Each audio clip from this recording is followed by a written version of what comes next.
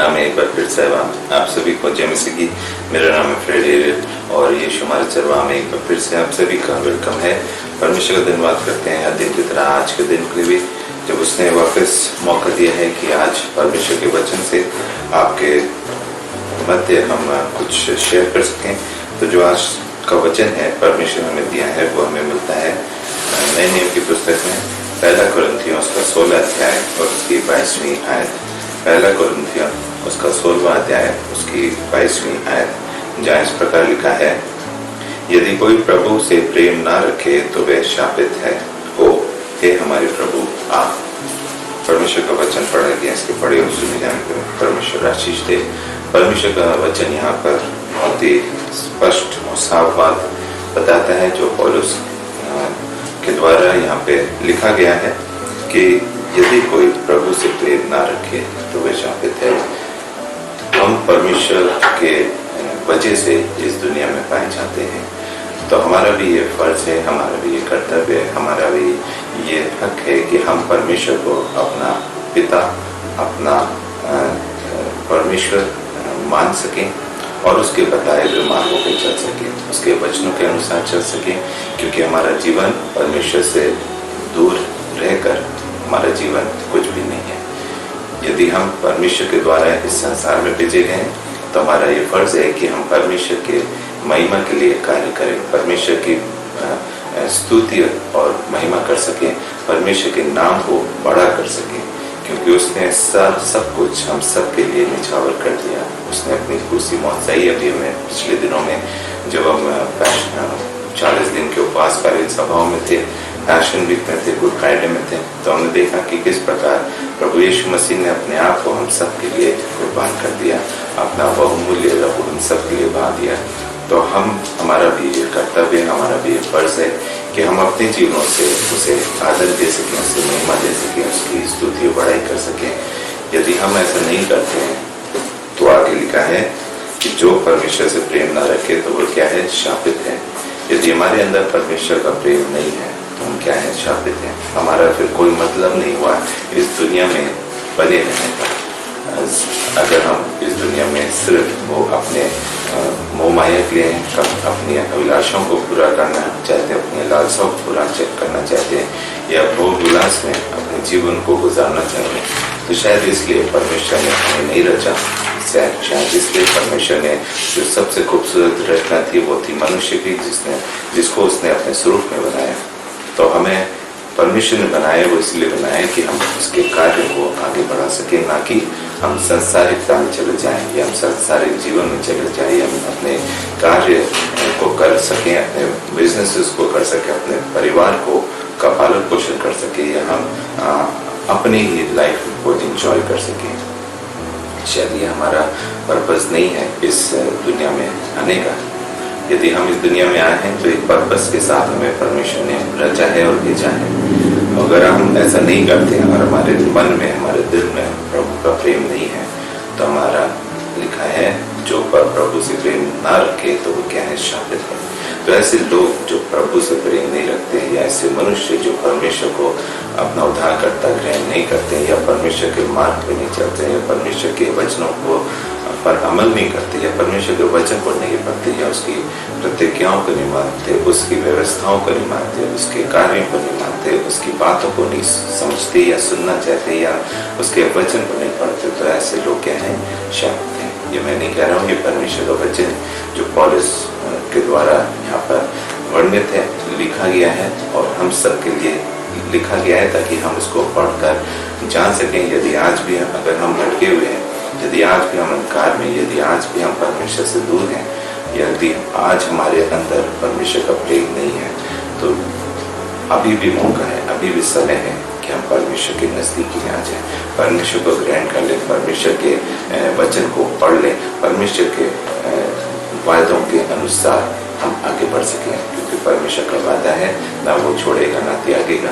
परमेश्वर ही इस जगत की ज्योति है, परमेश्वर ही ने अपना लहू हम सब के लिए बहाया ताकि हम सब क्या हैं, बचाए जा सके, हम सब पापों से छुटकारा पा सके, हम सब का एक अच्छा खूबसूरत जीवन हो, एक खूबसूरत संसार परमेश्वर इसीलिए रचा था कि हम सब इसमें रह सकें और अपनी जिम्मेदारियां जो परमेश्वर ने दी हैं परिवार की, चाहे वो नौकरी हो, चाहे बच्चे हों, चाहे वाइफ हों, पेरेंट्स हों, कोई भी जिम्मेदारी आपको परमेश्वर ने दी है। लेकिन उससे पहले परमेश्वर ने एक और बड़ी जिम्मेदारी दी है कि उसके जिंदा कलाम को हम लोगों तक पहुंचा सकें, क्योंकि परमेश्वर का वचन बताता है कि जगत के छोर तक हमें परमेश्वर का सुसमाचार पहुंचाना है। जो आज अन्य जाति हैं, जो आज मसीह को ग्रहण नहीं करें, जिन्होंने मसीह को जाना नहीं, जिन्होंने मसीह के वचन को समझा नहीं, पढ़ा नहीं, सीखा नहीं, उन तक इस वचन को पहुंचाना हमारा कर्तव्य है, हमारा ये अधिकार है, हमारे यह हक है जो परमेश्वर के द्वारा हम सबको दिया गया है। जो उसके अनुयायी हैं, जो उसके फॉलोअर्स हैं, जो उससे प्रेम करते हैं, जो उसके वचनों पे चलते हैं, हम सबका ये फर्ज है कि हम परमेश्वर के वचन को उन लोगों तक पहुंचाएं जो आज तक इन वचनों से दूर हैं। एक जगह से हम और पढ़ेंगे इफिसियों 6:24, इफिसियों उसका 6वां अध्याय उसकी 24 आयत।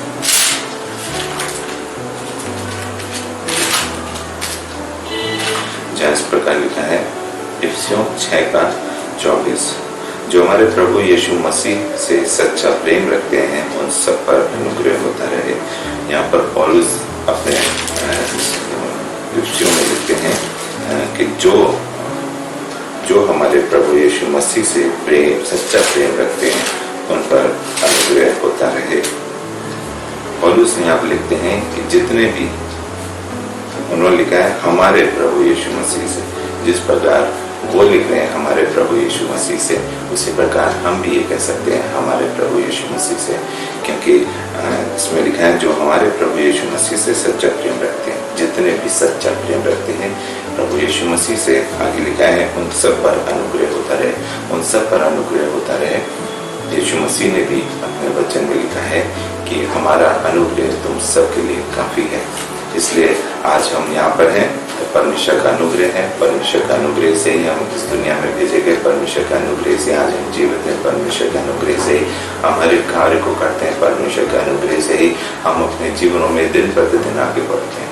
अगर परमेश्वर का अनुग्रह हमारे ऊपर नहीं है तो हमारा जीवन अंधकार में है, हमारा जीवन के दिशा कहाँ जाएगी, किस तरफ जा रही है, हम खुद भी नहीं जानते, हम खुद भी नहीं समझ पाते, क्योंकि हम इतना आगे निकल चुके होते हैं संसारिक जीवन में कि हमारा वहां से लौटना क्या है नामुमकिन होता है, मुश्किल होता है, और हम गलत संगतियों में पड़ जाते हैं, हम पाप में चले जाते हैं, हम ऐसे लोगों के साथ उठते बैठते हैं जो परमेश्वर से कोसों दूर है, परमेश्वर को नहीं जानते।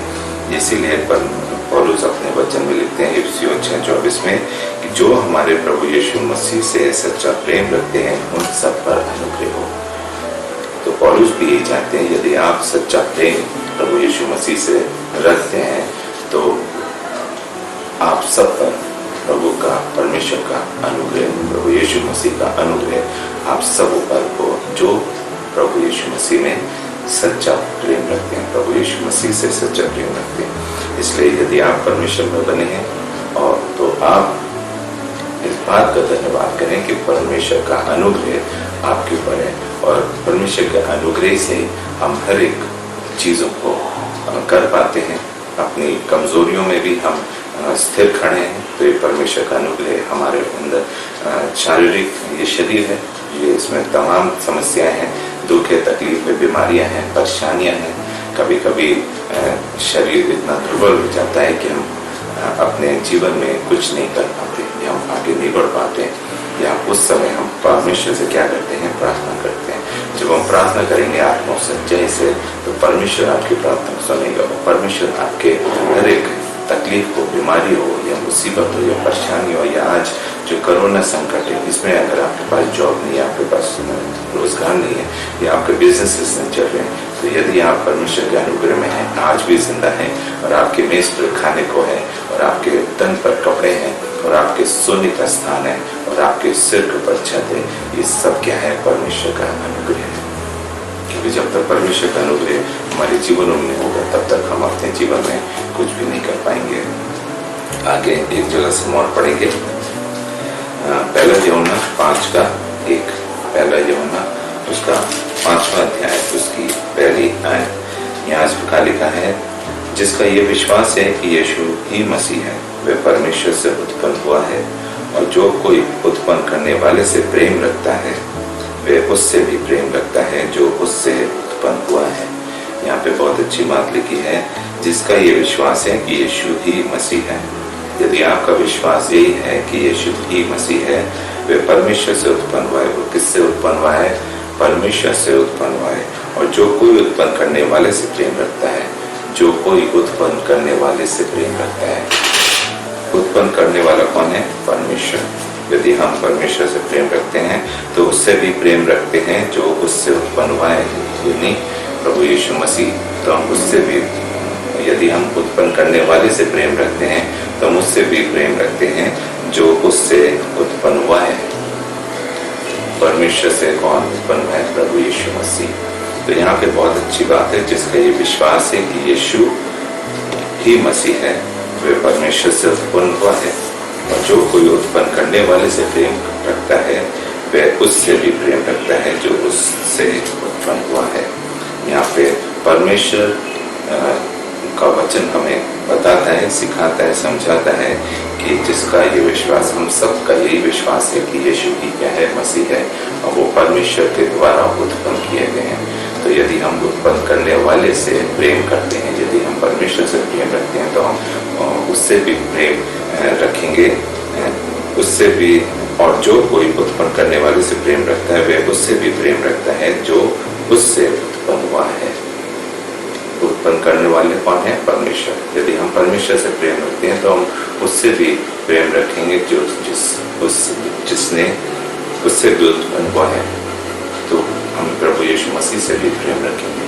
तो यहाँ पर परमेश्वर का वचन बहुत ही साफ शब्दों में बताता है, हमारा जीवन प्रभु यीशु मसीह के बगैर कुछ भी नहीं है। यदि हम परमेश्वर से प्रेम रखते हैं तो उसके पुत्र से भी प्रेम रखते हैं। परमेश्वर हमसे प्रेम करता है, तभी तो उसने अपना इकलौता पुत्र इस संसार को दे दिया, ताकि जो कोई उस पर विश्वास लाए वो नाश न हो परंतु अनंत जीवन पाए। तो आज हम प्रभु यीशु मसीह से प्रेम रखते हैं। परमेश्वर ने हम सबसे प्रेम रखा, और वो ये चाहता है कि उसके पुत्र से हम सब क्या है? प्रेम रखें। तभी तो हम अपने जीवन में, अपने हर एक कार्यों में सफल होंगे। हम तभी आगे बढ़ सकते हैं जब हमारे अंदर परमेश्वर का प्रेम हो। क्योंकि जैसा पहला वचन जो हमने पढ़ा था, 1 कोरिन्थियों 16:22, उसमें ये लिखा था, यदि कोई प्रभु से प्रेम ना रखे तो वे शापित है। तो हमारा काम यही है, हमारा पर्पस यही है, हमारा उद्देश्य यही, हमारा लक्ष्य यही है कि हमारे अंदर क्या है? प्रभु का प्रेम हो। अगर नहीं है तो हम क्या है? शापित हैं। अंतिम जगह से हम पढ़ेंगे मत्ती 10:37, मत्ती की इंजील उसका 10वां अध्याय, उसकी 37 आयत, जहाँ इस प्रकार लिखा है, मत्ती 10:37, जो माता या पिता को मुझसे अधिक प्रिय जानता है वे मेरे योग्य नहीं, और जो बेटा या बेटी को मुझसे अधिक प्रिय जानता है वे मेरे योग्य नहीं। यहाँ पे दो चीजें हैं। जो माता या पिता को मुझसे अधिक प्रिय जानता है, माता पिता को परमेश्वर से अधिक प्रिय कौन जानता है? बच्चे। जो हम बेटे बेटियां हैं, यदि हम माता पिता को, अपने माता पिता को परमेश्वर से अधिक प्रिय जानते हैं तो वो क्या है? हम परमेश्वर के योग्य नहीं। और आगे लिखा है, जो बेटा या बेटी को मुझसे अधिक प्रिय जानता है, ये माता पिता के लिए लिखा है। जो बेटा या बेटी को परमेश्वर से अधिक प्रिय जाने वो भी क्या है? परमेश्वर के योग्य नहीं। यहाँ पे दो लोगों को एक चेतावनी है, एक वार्निंग है, एक यहाँ पे सीख दी गई है, समझाया गया है कि यदि बेटा या बेटी माता पिता को परमेश्वर से अधिक प्रिय जानते हैं तो वो परमेश्वर के योग्य नहीं, और माता पिता अपने बेटे बेटी को परमेश्वर से अधिक प्रिय जानते हैं तो वो भी परमेश्वर के योग्य नहीं। तभी तो परमेश्वर का वचन बताता है 1 कोरिन्थियों 16:22 में, यदि कोई प्रभु से प्रेम ना रखे तो जो कोई माता पिता को ज्यादा प्रिय जानेगा परमेश्वर से तो वो प्रभु से प्रेम नहीं रखेगा। इसी प्रकार माता पिता बेटा बेटी को प्रभु से अधिक प्रिय जानेंगे तो वो भी प्रभु से प्रेम नहीं रखेंगे।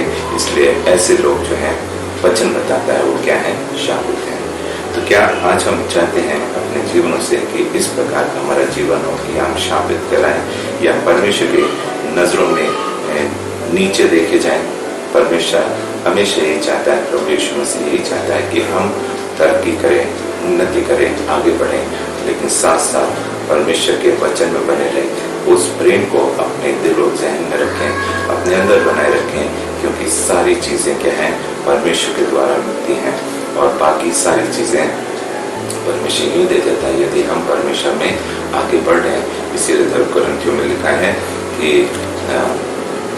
पहले तुम परमेश्वर के धर्म और राज की खोज करो, बाकी सारी चीजें तुम्हें यूं ही मिल जाएंगी। इसलिए सबसे पहला हमारा काम यही है कि हम परमेश्वर से प्रेम करें, परमेश्वर के राज्य को की खोज करें और उसको पहला स्थान दें। बाकी सारी चीजें परमेश्वर यूं के यूं दे देगा। आशा करते हैं इस छोटे से वचन के साथ आपने आज बहुत कुछ सीखा होगा। यदि सीखा है तो ये वचन औरों के साथ शेयर करें, ताकि और लोग भी इन वचनों को सुन सकें, सीख सकें और परमेश्वर के इस वचन को अपने जीवनों में अपनाने पाए। May God bless you all.